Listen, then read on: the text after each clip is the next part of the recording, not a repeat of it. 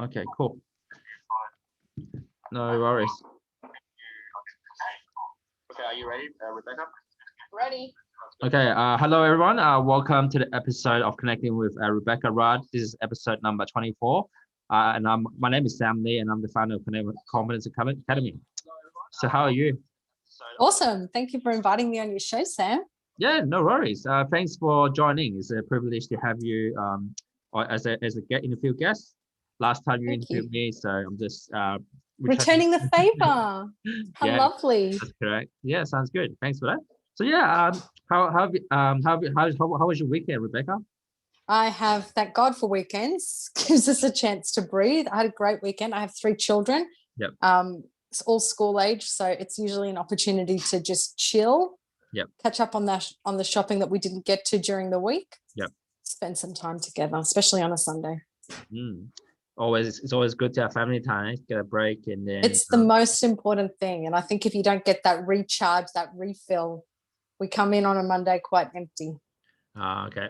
So basically on Saturday and Sunday, did you do anything special, or did you just... No, didn't do anything special. I got some clothes for the children. Children grow, seasons change. Yeah. So you've got to catch up. Yeah, that's true. And honestly, just spend a lot of time trying not to look at my phone and computer, and just taking that break for a couple of days in the week so that we can get back into it. Yeah. Don't you think that the phone is very overwhelming nowadays? It's just everyone's just... there's no off switch, is there? Yeah. So it's really good to take a break. Yeah, so that's cool. So what do you like to do outside of work, Rebecca? What's your hobbies? What do you like doing? Any special hobbies? Or our family love to camp. I say our family, it's a very general comment. So our family really love to camp, and because there's always limited phone reception, that's always a good way to force a switch off and to recharge. So we like to do 2 and 3 day camping trips to new places every couple of months. That's something fun. And we've got kids, they love the beach, the sand, the beach. It's just good for the soul, I think, to be around nature, especially water. Yes, especially it's good to wind off, especially with how fast-paced it is. So we need to take a break sometimes. I'm actually overdue for a break soon. So I think most of us are. And COVID hasn't helped the situation where we're all waiting for the opportunity to have a holiday, and then as soon as we get ready. Although this morning I did take up, because there was one of our members said he was going to Far North Queensland for a week with his wife. Yep. And I thought, finally, maybe a bit of normality with our holidays now, or we can start to travel to the Queensland beaches again. Yeah, sounds great. Nice. So in terms of camping, I haven't been camping before. So Sam, listen, you're missing out.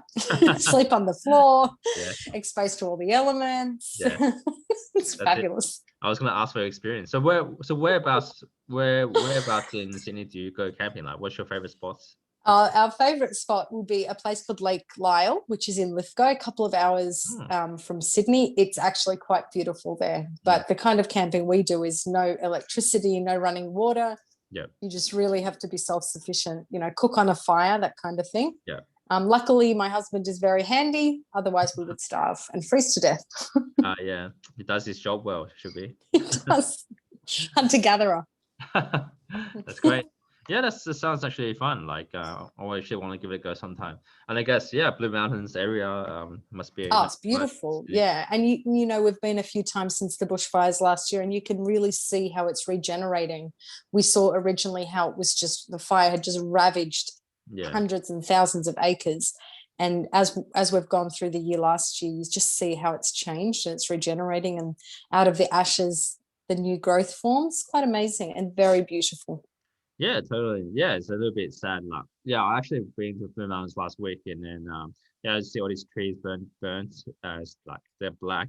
so it's pretty sad to see that. But I guess it's better for bushfires and that one. Cool. Sounds great. So any other hobbies you like doing? Any sports or other than camping? No. I try to walk in the afternoons after work, which is good me time. Yeah. I try to go on my own. That's a try.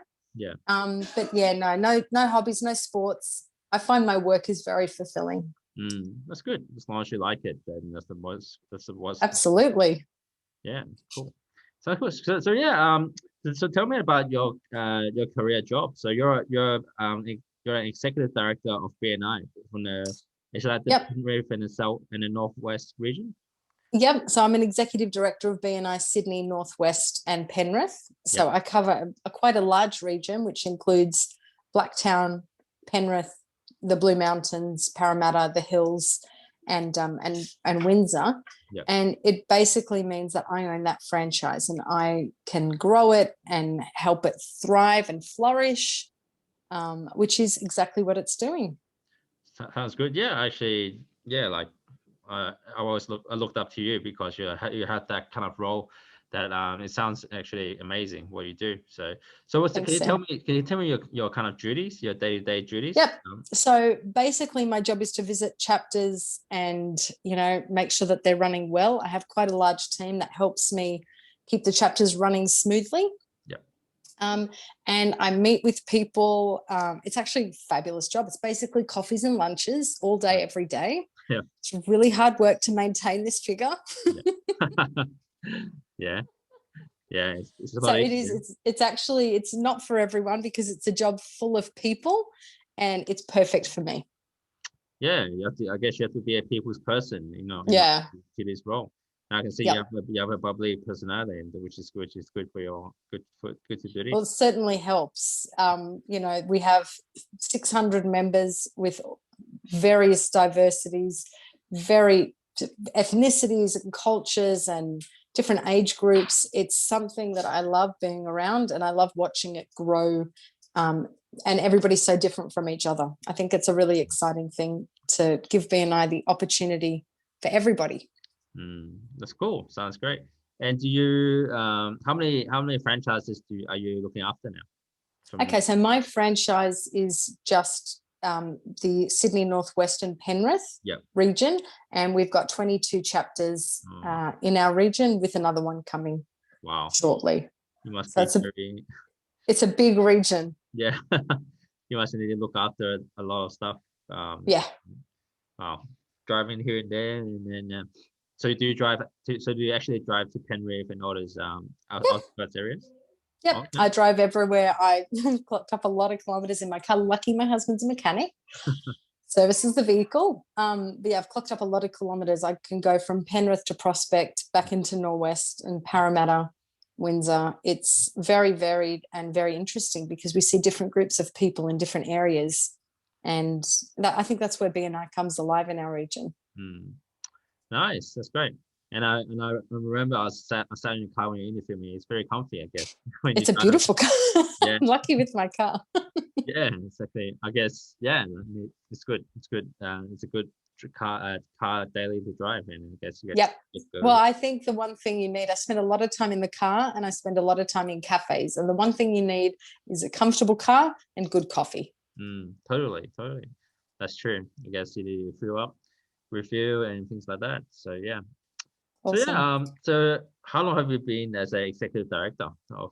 Well, very recently. I only took over in October 2018. And one of those years was a COVID year, so I really haven't had a lot of time to really stretch my legs very much. But we've doubled the region in that time, which is very exciting. Congratulations! Nice. Thank you. So yeah, that's very cool. So how did you basically get admitted to executive director? What's the requirements to become like a executive? Well, you have to become an executive director, you have to be part of a team. So I was originally part of a regional support team for the previous executive director. And through a series of unfortunate personal events, he had to sell the franchise. And I put my hand up for it, and I'm glad I did, because it's one of those risks that's really paid off, because I've really found the thing that I love to do. Oh, nice. That's great. Long story short, yeah, I guess if you're enjoying it, that's what matters the most. If you're not enjoying it, then and that's everything, Sam, because our BNI membership is chock-a-block full of people whose job is their passion. People who have come out of the corporate world that have just felt like they were flatlining and then started their own business as the passion project, and then they've just seen their lives take a turn for the better. So I think if we lead by example and if we love what we do at the top, then everything else is a lot easier. Don't you think? Yeah, totally. I guess, yeah, we need to switch on and then, yeah, get concentrated in what you do. And yeah, that's pretty cool. So I've actually joined over a year now, BNI. I think it's very, yeah, I guess in terms of growing momentum, it's very good because like the system is there, and then it's just plug and play. I mean, I think it's very yeah, professional, very professional in a way. Yeah, in a sense. We're lucky we've been given a very strong system. We follow a structured agenda. It's like McDonald's, no matter which chapter you go into, they'll be following the same system and the same agenda. But having said that, each chapter has its own feel and its own flavor and its own color. And some people suit some chapters more than others. And that's the wonderful thing about having a diverse region, because you've got that choice. Totally, sure. So in terms of BNI, who actually creates the name of the BNI? Like, say, for example, I'm in BNI corporate. There's so much other chapters called Universe. You've got Champion. You've got like all So these. usually the names are created by the person who launches the chapter, and you can tell the type of person who's launching the chapter by the name that they've picked. So we've got one of our almost 50-member chapters is called BNI Warrior. Yeah. And that the history of that is it actually was starting from a networking group called Networking Ninjas that were meeting in Riverstone. Yep. And they wanted something that sounded like ninjas, and Warrior was the name that they chose. And boy, that was a good name, because the Warriors are a very strong group. They've got a very strong call to action inside themselves. They're a very tight group, very big family. Yeah. So the names are actually chosen by the people who start the chapters, which is a fun fact. Yeah, it's cool. It's a great question. No one's ever asked me that question before, Sam.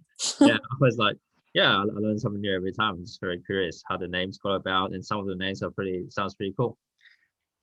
Yeah, that sounds great. So yeah, so tell me, is there anything interesting that I should know about you? Like any About me? Yeah. Oh man, I'm an identical twin sister. So some members really? have seen my sister in the shopping centre, on the street, and there's been genuine confusion. I think that's something pretty interesting. Oh wow, it is very interesting. I didn't know that. Yeah, thanks for. So there's another one of me running around. Cool, nice. I didn't even know that. Oh wow, I guess that's very mind blowing when you said that. When you said you have twins. That's really cool. Yeah. So what does your other half do? So my husband's a mechanic. He's been a member of BNI for 7 years. In fact, our BNI story started with Ricardo, who found this amazing thing, joined it almost immediately, and then spent 6 months telling me that I should join as well.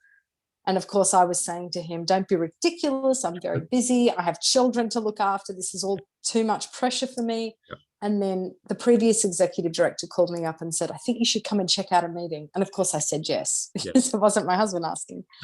And I signed up on the spot. It's just one of those things where you kind of know where you need to be, and you've got to be in a place where you get pushed to develop. You can't be in a safe place your whole life. You have to really go somewhere where you're going to be pushed outside your comfort zone, and you have to be reaching up to businesses and business owners that are doing better than you, so that you can be better, because who you're surrounded by is who you'll be. And if you're surrounded by small-minded people with a scarcity mindset, that's who you'll be. And when I saw the group of people in BNI Summit all those years ago, I knew on the spot that's where I needed to be, because it was uncomfortable. That's good. Yeah, one of the things I like about BNI is it's very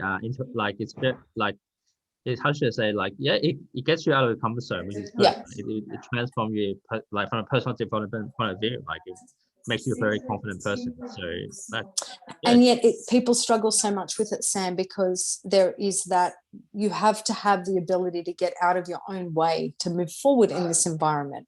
Because so often, if we don't find immediate success, the first thing we blame is the people or the situation we're in. But really, the person that holds us back is usually ourselves. And we have to get out of our own way.